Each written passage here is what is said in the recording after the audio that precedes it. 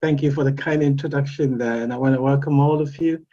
Pastor Tony, I want to thank you for the prayer. I appreciate that. Now, we're going to talk about families, healthy families. We have learned over the time that health is not just physical, but it's very holistic. It's about your mental health, it's about your social well-being and everything else. And today, I'm so excited that we're going to talk about one of those aspects of our mental and physical well-being, which is the family. Just keep in mind that this presentation is not intended to prescribe, so just take your time and read the disclaimer there. It is meant for the purposes of education, so you should always consult your GP and consultant physicians, and if you have any need. And if there's any serious issue, I will encourage you to see also your mental health care practitioners as well. So, and of course, this program is also brought to you by the kind collaboration of the ADC, Discover Truth and Reflecting Hope. So we want to thank them for this opportunity to bring this your way. As I said, we're going to talk about healthy families, There's a reason why we need to talk about this, and I'll also be spending a bit of time to talk about communication, especially within healthy families. Now, a study that was done in Britain, discovered that divorced men have 76% extra risk of premature death compared with married men. For divorced women, it was 39% extra risk. Now, Mark Lister, who is the researcher, says the reasons include the following. Good relationships are a buffer against stress and anxiety. And we saw that during the pandemic, in the COVID pandemic. We saw the impact of the isolation, especially among the elderly and those who are going through relationship and marital difficulties. I was aware that the CMO recently wrote a letter encouraging all the elderly to go out to socialize and connect with others, because that was very important. So good relationship malfunction also triggers risky behavior like smoking, drinking, and unsafe sexual behaviors, especially among young people. So we realize that the family plays a very, very important role. You would expect that suicides and fatal accidents are more common outside of happy relationships. But we also realize that diseases like heart disease, cancers are far less in happy families, happy relationships, than they are in very dysfunctional and very unhappy homes. And then look at this. The studies also found out among an average community of 100,000 people that 257 married men, 663 single men, 552 widowed men, and 1,959 divorced men. So the study realized that when it came to this community, this is how much they were impacted. Their health were impacted. These figures are very similar to women as well. So you would notice that the married man, of course, the married man who is happy in his marriage, has less chances of, falling ill and dealing with severe illnesses and diseases. Look at this. Divorced men, look at the figure there, nearly 2,000 in a community of 100,000 people. Now let's run on a little bit. So let's talk about health a little bit here. So, remember, if you remember our first presentation during this series, we did talk about the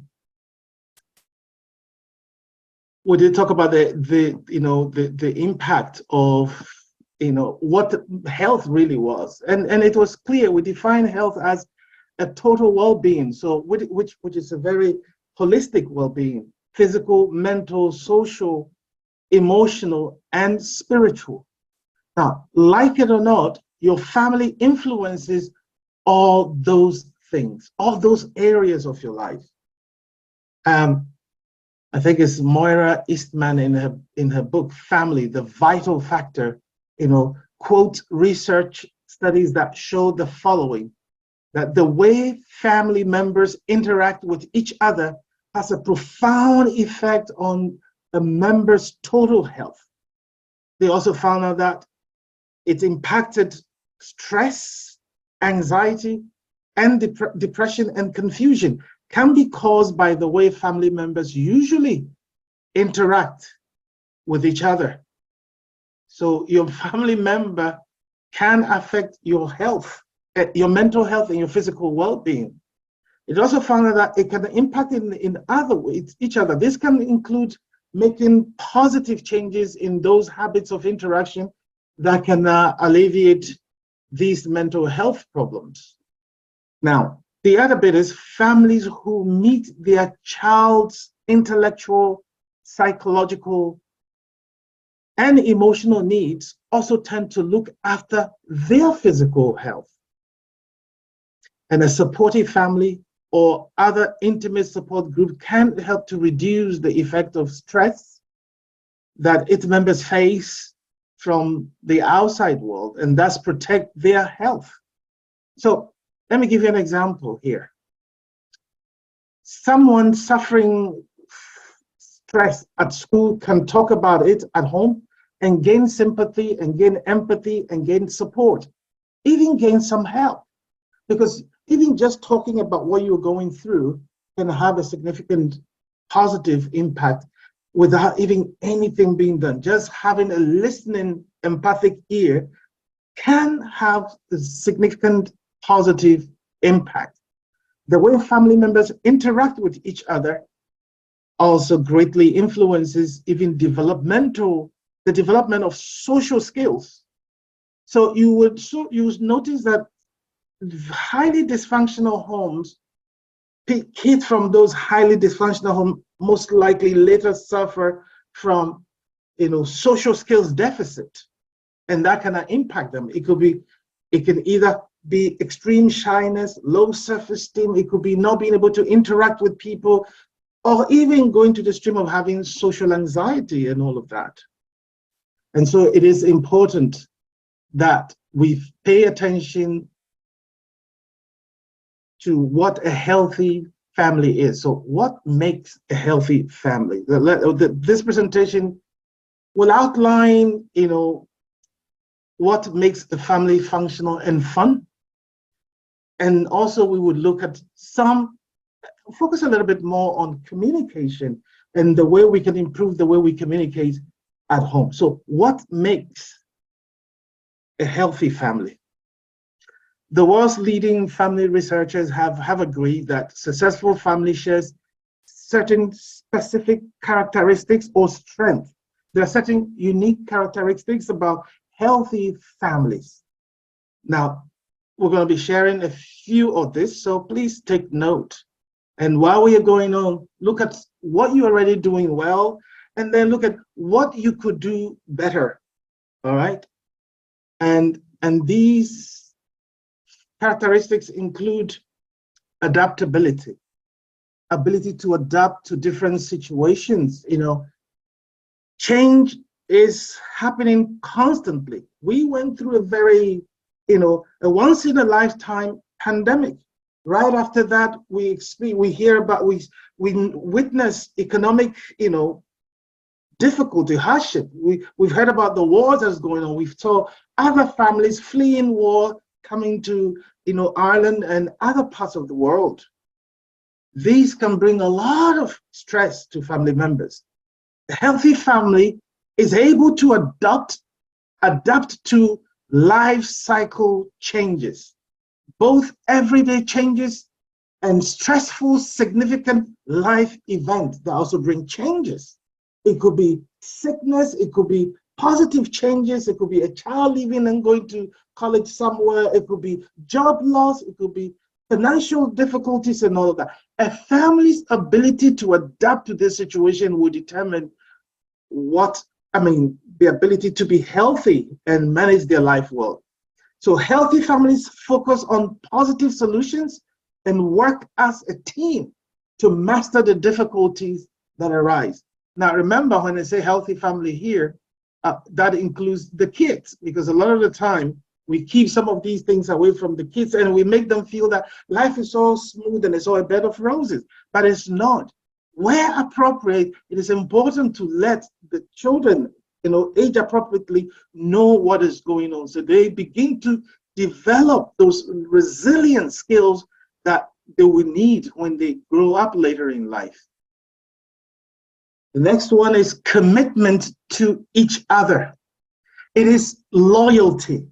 We need to be committed to each other. So healthy families are loyal. They're committed to each other. Successful families are highly committed to each other. Work for each other's happiness and welfare. And that is a very important one there. They invest time and energy in one another and make their family their number one priority. It's like all for one, one for all. We look out for each other. Yes, in healthy families, we are one another's keeper. I am my brother, my sister, my sibling, my parents' keeper. And that's why it is very important that if you have moved out of your home and you've gone somewhere, do not forget your, older parents. Call your siblings, call your parents, check in on your children. We need to keep that going. That's what healthy families do. They develop similar interests and common goals that give the family something to work towards and to achieve together. It is very important that the family have healthy goals and things to look forward to. Oh, this is the biggest one. This is the biggest one. And I'm very passionate about family communication. So, number 3, healthy families make time for talking together, listening and sharing. They are clear, their communication style are clear, open and honest in their, whenever they communicate, and they try to clear up any misunderstandings as quickly as possible. We don't have enough time, so I wouldn't go too much into details here, but say what you mean and mean what you say. Sometimes some communication styles the meanings are muffled, so the understanding is so ambiguous, and sometimes we're not very clear, and it keeps the younger ones in the family even confused. So take note of this. Healthy families communicate clearly, openly, and honestly, because there's trust in the family. They try to clear up any misunderstanding as quickly as possible, because the longer you keep it, the worse it gets. And that's why I want to quote something from the good book. Very important. I like that. Pleasant words are as an honeycomb, sweet to the soul and health to the bones. Do you notice that even the scripture is saying that when we communicate effectively, it brings health to the bones. Even that is our physical health. So sweet to the soul, that is your mental well-being, your spiritual well-being. And then health to the bones is referring to your physical well-being. It is important. In 2018, a study was done that studied the impact of loneliness on our physical well-being, and the study found out that loneliness, especially chronic loneliness, the effect is like smoking 15 sticks of cigarette a day. Chronic loneliness can have significant impact. And when you come to Ireland and Europe, those who are heavily impacted are the elderly and immigrants whose social circles are very limited. And that's why I want to encourage you that church is one of those places that we connect with each other as well. when you read the good book, there's one other verse that I love so much. It's not on this slide, but I think it is Proverbs 15, verse 28. It says, the heart of the righteous studies how to answer, but the mouth of the wicked pours forth evil. So that when I read that, the heart of the righteous studies how to answer, which means that a healthy family needs to also learn about effective communication. So if you're a righteous person, if you're a good person, it is very important that you learn how to communicate effectively. It is very important. Let's run on. We're still on communication. So what do I mean by communication? I told you I'll spend a bit of time here. Communication involves the ability to pay attention. Please listen to this. Is the ability to pay attention to what others are thinking and what? Feeling. No, in other words, an important part of communication is not just talking and listening to what others, but also listening to what others have to say. In fact, in healthy families, three things must happen. Healthy families, members of the family must know what their partner or the other person is thinking, feeling, and it's also needs. And I always say this to partners. It is important that communication also check in what the children are feeling, what they need, and what they are thinking. And sometimes in many homes, we are busy talking about all these other things, but we leave the kids. And I'll be talking about that just a little bit soon. So it is about communication gives us the ability to know what others are thinking and feeling. Communication is within the family is extremely important. Why? Because it enables members of the family to express, as I said a while ago, express their needs, express their wants, and also express concerns that they have about each other in a healthy and non-threatening way. Communication is really, really essential. Open and honest communication creates an atmosphere that allows family members to express their differences as well as express their love and admiration for one another. It helps us to express gratitude, to express love, to express appreciation to one another with effective communication. And it does magic. It is through communication that family members are able to resolve the unavoidable problems that arise in all families. Being a healthy family doesn't mean that you're a problem-free family. It doesn't mean that it is conflict-free. You would always have conflict. There will be disagreements, there will be misunderstanding, you step on somebody's toe. But when we have a healthy communication in the family, we are able to best express what we are going through, our grievances, without exacerbating the situation. For example, you use the I feel statement. I feel upset when you leave the light on in the room all day. So when you use the I statement, you are minimizing the blaming. You're not blaming the other person, but you're saying this action, this is how it makes me feel. In other words, you are taking responsibility of your own feeling. I feel hurt when you yell at me. I feel disrespected when you eat and leave the dishes. It's important. Instead of saying you are always doing this or you never do this, and then you end up extending the issues. Just as effective communication is almost always found in strong and healthy healthy families, poor communication is usually found in unhealthy relationships. Poor communication, listen to this, is a common complaint of families who are having difficulties. I say there are three important things in resolving relationship, family or marital relationship, any relationship at all. And these are communication, communication, communication. Look, financial problem can be resolved through communication. Even communication problems can best be resolved through what? Communication.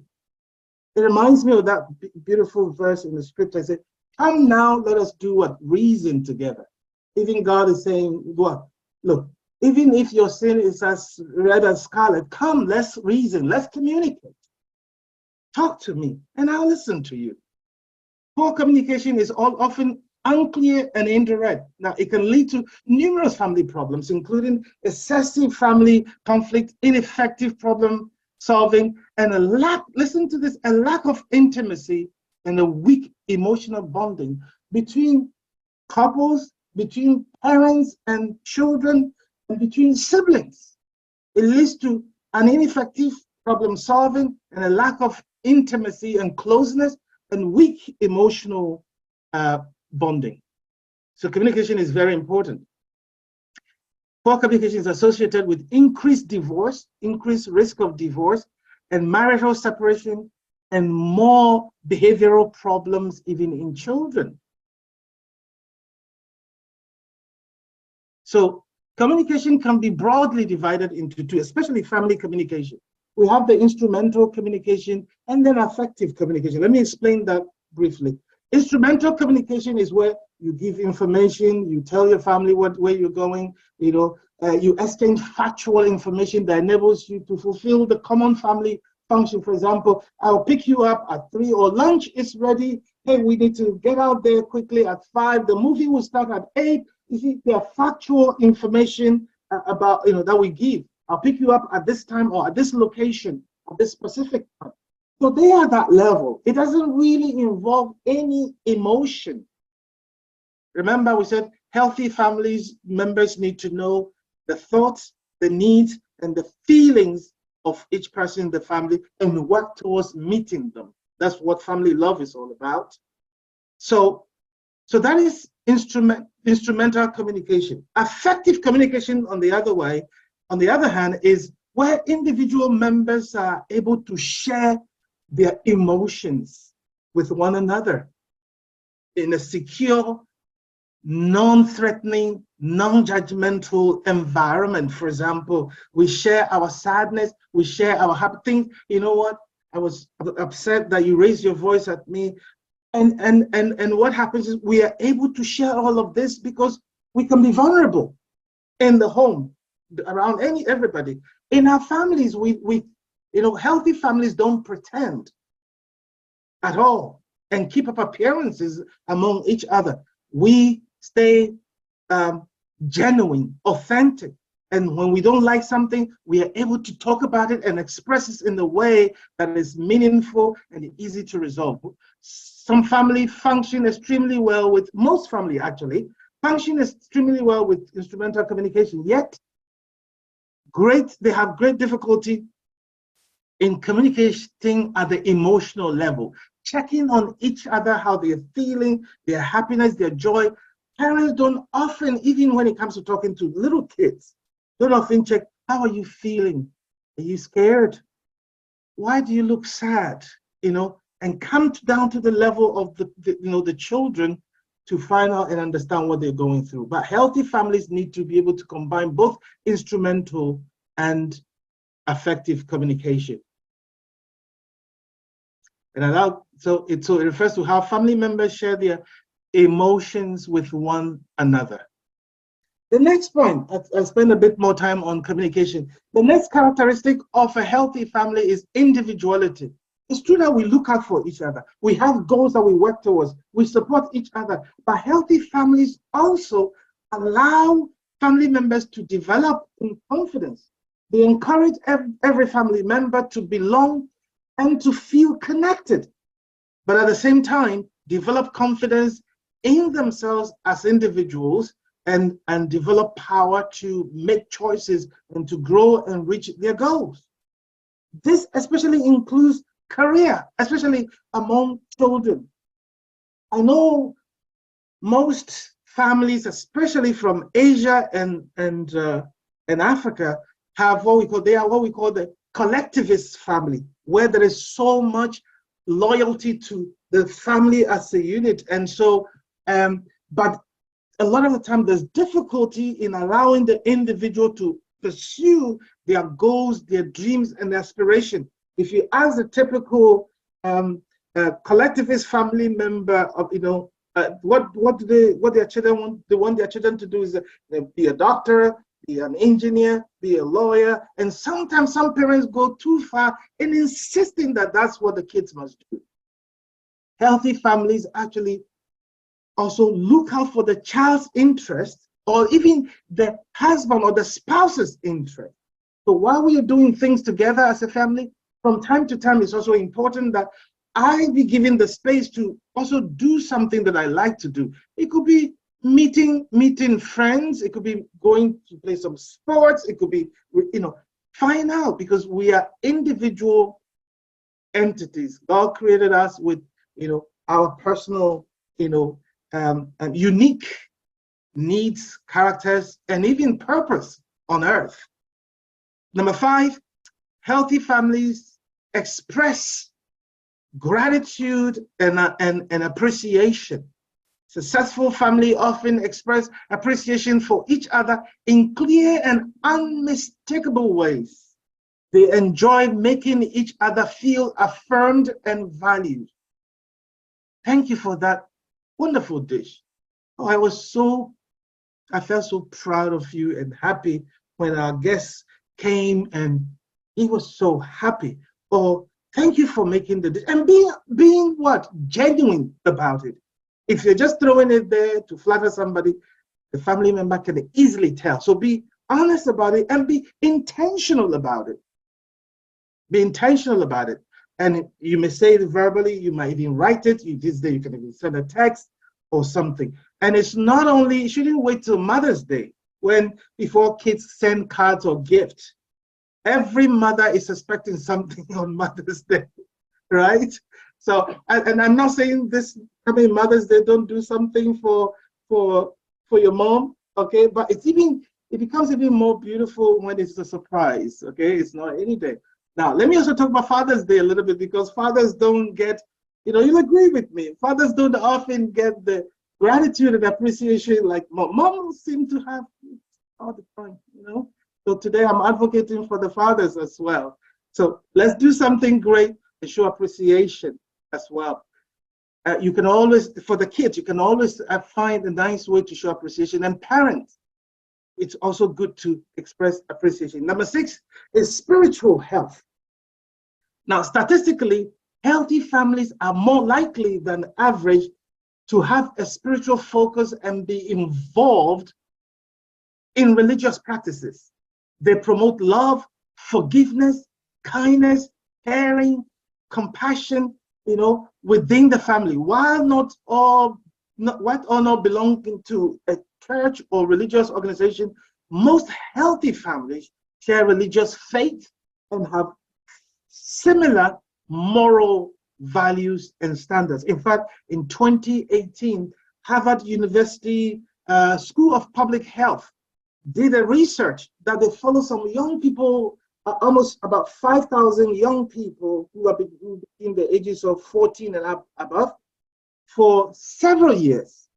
And they found out that those who practice or engage in prayer and a weekly religious activity, they were in a better place, were much better in dealing with, they're about 30% less likely to suffer from mental health problems. And even when they are sick, they recover much easier. And those people are most likely to vote. How that came in was a surprise to me. But it also means that you also play your part as a good citizen. There is also social connectedness.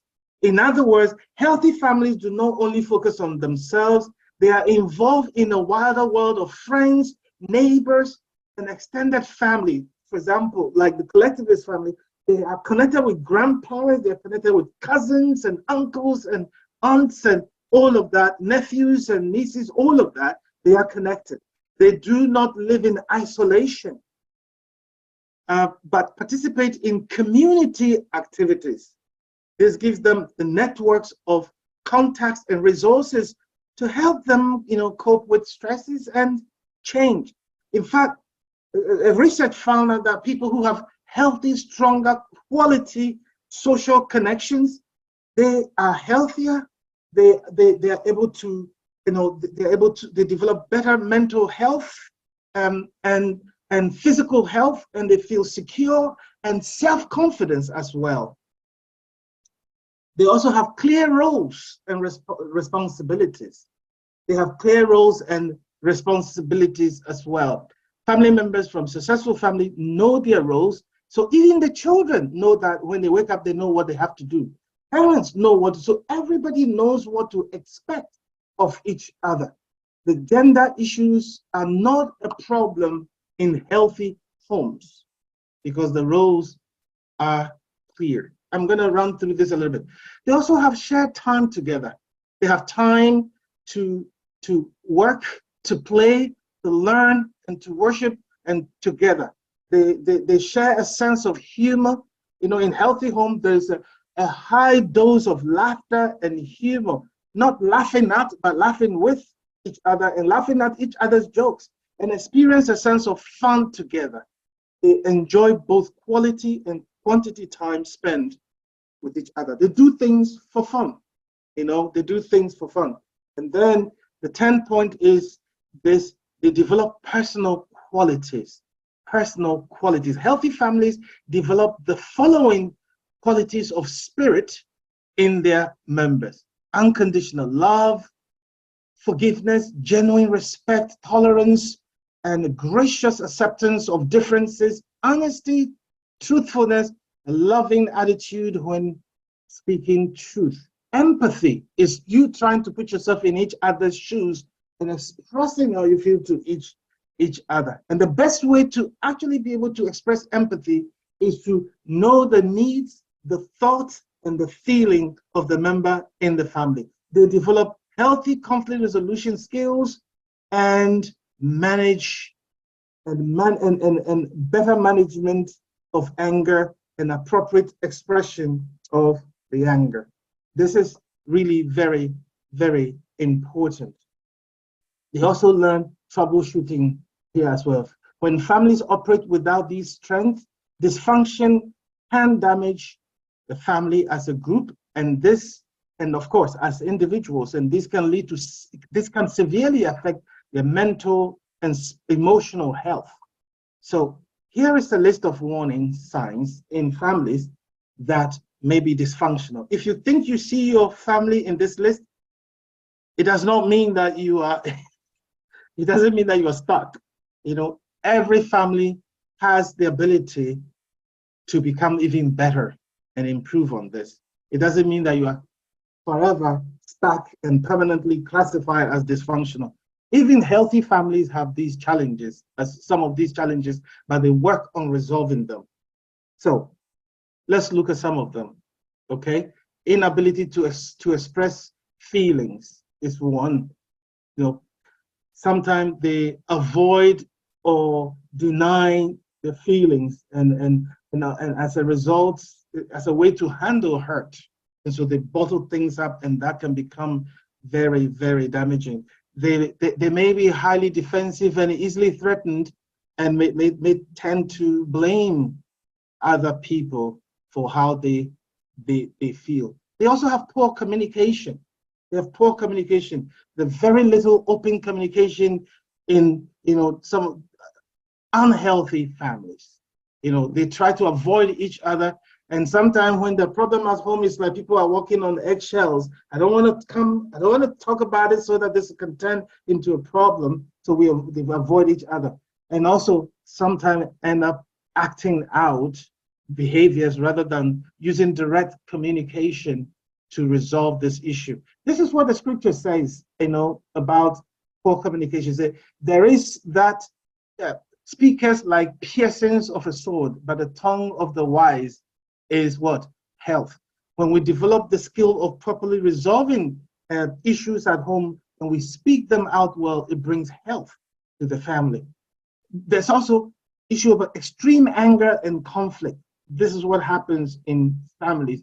Now, cover up rather than face up to the issues and resolving them becomes a problem. These people try to ignore feelings of anger and hurt, or they overreact and express them in a way that can be extremely hurtful. There's also no clear boundaries. In dysfunctional families, relationships become entangled. One family member becomes involved in another's life without any clear boundaries or allowing their individuality or differences. Sometimes, unfortunately, some parents want their kids to go to and to enter into certain professions they couldn't achieve when they were growing up. And that can be a whole lot. And this is where boundaries are violated and can lead and include abuse and violence.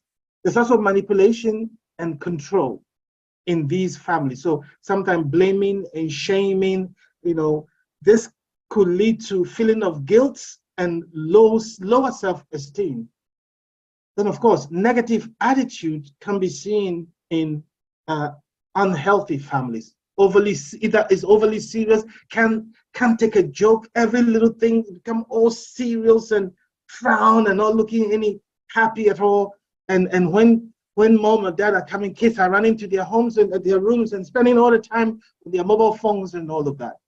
But the other piece, which I also want to touch on, is these families have few common interests and little to talk about.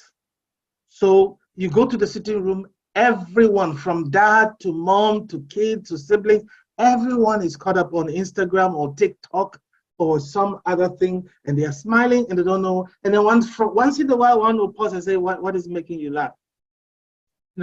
We're all caught up in our devices and all that. There should be a time when we put our devices away and just have some healthy family time. It could be reading a book, it could be going for a walk, it could be playing some board game, it could be singing a hymn, singing a song, or enjoying some, songs or something together. We need to find something that we all enjoy doing together. These families have few common, things in common and little to talk about, and are unable to share or celebrate important events or values together. Of course, there is rigidity, and intolerance, in the home. Unhealthy families are afraid to try new things or new ways of doing things, or fear that someone will criticize them, because when there is criticism, there's also a lack of self-confidence and ability that leads to the inability to try something new. They find it hard to be free or spontaneous or creative, rather than, and tend to live in the past rather than cope with change. Of course, when there's no social cohesion or social connectedness, there is social isolation there. And as I said, loneliness, especially chronic loneliness, can be very, very damaging. In fact, a recent study shows that the effect of chronic loneliness, in other words, chronic loneliness can result in about 14% of mortality among adults. And the impact of loneliness is now almost about or competing with obesity. So extreme chronic loneliness can also lead to what? Some cardiovascular diseases and lifestyle diseases and all of that. So which means that the ability to connect, laugh, hug, share your joy and your sadness, and knowing that somebody is there and they love you and they care about you, is a good way, it's a wonderful way to help, and love each other to remain healthy. They can also have such antisocial attitude and behavior that they lose friends. They may be afraid to even reach out for support, and they think that no one will bother or think about them. So do you have your granny around you haven't called lately? Do you have a grandpa you haven't spoken with in a long time? Listen, after this evening session, reach out and give them a call, send them a message, check on them. Are your kids there you haven't spoken to in a long time? Your parents, maybe there was some misunderstanding during Christmas, and of course, this happens, things happen during Christmas time, and it's time to reach out okay? Reach out, call somebody, and connect, because we need each other as a family. It can also lead to stress and psychosomatic illnesses. Now, psychosomatic illnesses here could be, sometimes sicknesses that are, they don't have direct medical, evidence. So you're having sometimes headaches, you're having migraine, you're having pain somewhere, anxiety, and it's all because of issues that are happening in the family, not because you have some, medical issues. So feelings that are not expressed are stored in our memories and internalized. The body keeps records. So if you don't talk about it, if you don't express it in a healthy way, it will stay and it will have significant impact. So at home, let's begin to be open. Let's begin to express our feelings, our thoughts in a healthy way with each other. Remember when I talk about effective communication, take the step. You take the steps and start, practicing some self-disclosure. If you're not feeling well, if you're feeling sad, tell somebody, tell your sibling, tell your parent, tell your children, I'm not feeling great. Can I have a hug? You start making it easier for everybody to realize that it's okay for us to talk about these things. Parents should know that a lot of the time these days, our kids communicate with their colleagues, with their friends, with their thumbs, much more than these days they use their mouth. And so we need to be very intentional in creating the atmosphere at home to let each other talk. And by the way, your kids are becoming what they observe, what they see. If they see mom and dad express affection, if they see mom and dad, communicating, they are more likely to realize that this is okay to talk about. Feelings that are not expressed are stored in our memories and internalized. This can affect the health of family members who may develop a range of psychosomatic, that is body, mind illnesses. These in turn means that the person has less energy for the family. And I'm about to wrap up. So what do you do? Well, how do you find solutions to this? Watch this video over and over and share with others, might be very, very helpful. The other one too is that, one of the best way is to find somebody to talk to, be a friend. See, at times of crisis, as we went through, in the last 3 years, or times of distress, you need to talk over your problems and to feel that you are not on your own. I've seen videos on social media, Instagram especially, that say, don't share your problem with somebody. Don't share. Listen, we are social beings. We need somebody in our lives. We need a family member. We need somebody. If you live in a world where you can never trust anybody around you, then there is a problem. We say, do not put your trust in somebody, but you can trust somebody. You can trust somebody. Advice is cheap. Advice is cheap, but very few people really, really care enough to listen and understand before they advise. So if you are the one somebody is also confiding or sharing with you, don't be quick. Don't be quick to give them answers. And don't be quick to say, you'll be fine. Oh, I know how you feel. I bet you don't know. Sometimes when we say those things, we disenfranchise. We disenfranchise the person who is sharing what they're going through, and we deny them the opportunity to fully express what they're going through. Talk therapy is very powerful. A lot of the time people come and all I do is listen to them, interject appropriately, express empathy, let them know I'm listening, ask questions at the right time, and even though I've not even suggested anything, they already feel okay. So don't be in a hurry, and be careful to say you will be fine. You see, yes, I know I'll be fine, but right now I am not fine.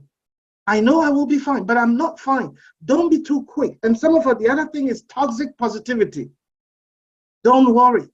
I'm feeling sick. Don't worry. You know what? I just failed my exam. Don't worry. I've just been fired. Don't worry. You'll be fine. It is a very destructive way of communicating in the family. Listen. Oh, I'm so sorry. How are you feeling? How can I be of support? How are you coping? What helps you in times like this? What do you think that I need to do to help you to manage the situation better?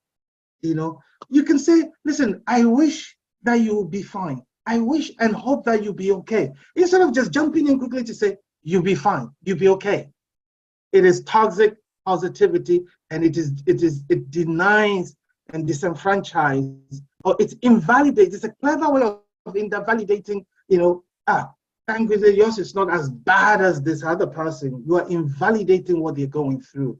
They have the right to feel their feeling and give them the opportunity to express their feeling to you. At least let them know that you care about them and you're ready to give them 5 minutes of your time. Even fewer words have the wisdom and the professional training. Even fewer people have the wisdom and the professional training and experience to offer you real help. Many people have found that a few sessions have eased their worries and helped them to understand themselves and their problems. Sometimes it's just good to use somebody as a soundboard. Just listening, hearing yourself, verbalize what you're feeling suddenly empowers you. To some people, especially men, let me say it here because it's very, very important. I've heard men say, why should I go and sit in front of somebody else to tell them my problem? So let me tell you what, seeing a counselor, a therapist like myself, okay, seems like an admission that you are weak or you're a failure, sometimes, yet everyone asks for help from a skilled dentist, a skilled doctor, a skilled GP, a skilled physiotherapist, a skilled nurse, okay, when they need it. Why not from a professional in human relationships? Reaching out is a sign of strength. You're courageous and bold enough to say, I need help. Reaching out is a sign of strength, not a sign of weakness. And that can result in a major personal growth and a healthier life for you. And I hope that this presentation at least would trigger the interest of getting out there and seeking support and loving your family and loving one another and reaching out to your extended family members, because we need each other, especially in times such as this. Thank you for making time for this presentation. I wish you all the best. God bless.